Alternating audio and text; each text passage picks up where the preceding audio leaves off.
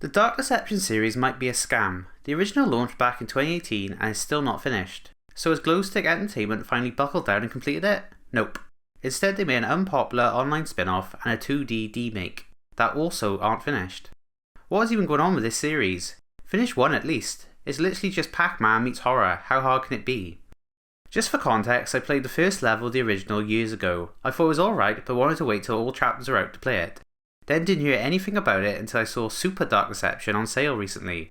I liked the look of the aesthetics, so I thought I would give it a go. It said in the description all future chapters will be free, with no time frame of when that would be.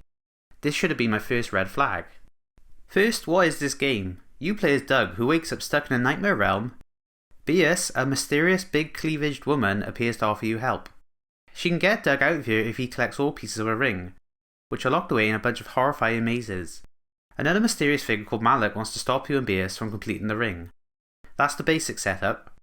I wish I could say more about the story, but as it is now, there isn't a lot to go on. Malik tells you not to trust Beus because she's lying to you, and that's about as much actual plot there is. There is not anything to learn outside of hidden notes found in levels. The voice actors really carry the story.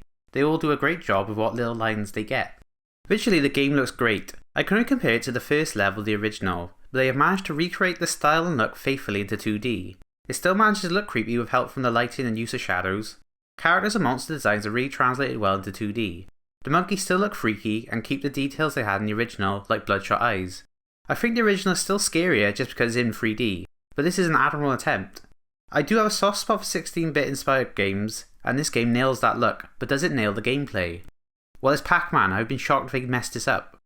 The core gameplay is you being stuck in a maze with the goal of collecting every shard without getting killed by monsters. Unlike in Pac-Man, you can't see the whole map, so they give you a little mini-map instead. This shows you the location of nearby shards. When you get down to the last 25%, the mini-map will have a little arrow pointing to the rest of the missing shards, which is a lovely feature that stops the game from getting too frustrating. The game is both really easy and hard. If you don't care about getting S rank, it's easy. You have infinite lives. When you run out, you just respawn with no penalty. If you're going for the S rank, this game is brutal. You only have 3 lives to finish the level, otherwise you have to start over. The enemy AI is great at cornering you. This can sometimes feel unfair, like they know where you are. Each maze has a different theme with different monsters and gimmicks. In the first level, you'll be chased by monkey bellhoppers in a hotel.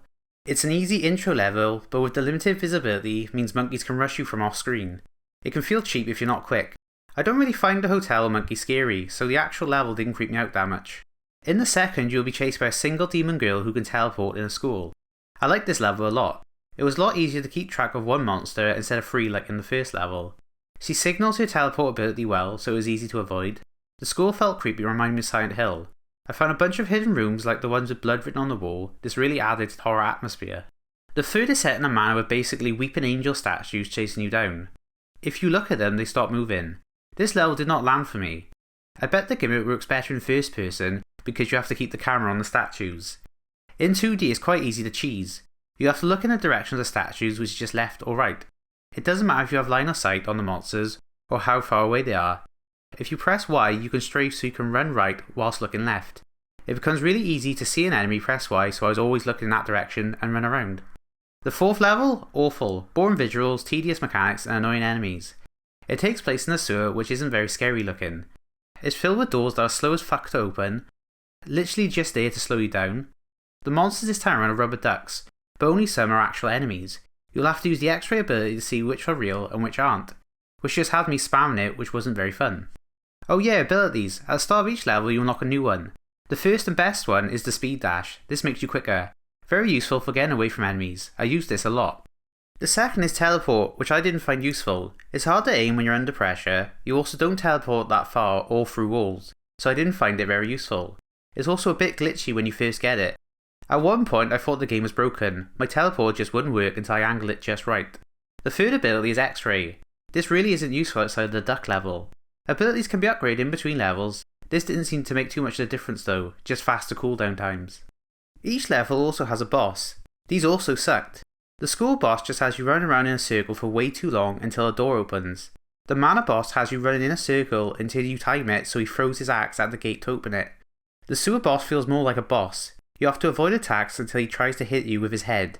You have to stand behind pillars when this happens so he damages himself. At this point I was looking forward to seeing what other levels had in store. if each level keeps having its own theme, abilities and gimmicks, I would have been entertained enough. I go to start level 5 and I'm met with a coming soon. This is 4 levels. 4. Like what a rip-off. Each level is only about 20 minutes long. Who thought this was okay? This should have been their demo. This is when I started looking into the original and seeing it was also unfinished. What are they actually doing? I was at the very least suspecting this game to have as many levels as the original, which has 8. Why is it taking them years to make a couple of short mazes? Ultimately, I enjoyed what little time I spent with Super Dark Deception. I just wish there was more. I think the original is better in terms of being scary and atmosphere, but I'm only judging that off the first level. If you played that one, I don't see any reason why you would play this one besides from novelty. I can't recommend this game as it is now, it just feels like a rip-off. Let's rank it. So great pixel art, yes. Creepy vibes, sometimes. But 4 levels that last under 2 hours, glitchy abilities, bad bosses, and 0 updates in a year, that's just not acceptable. And no, the free future chapters promise doesn't help. At this point it feels like a scam. So yeah, last place. Even Metal Gear Survive had more to offer. Well that's it, a shame this game wasn't amazing.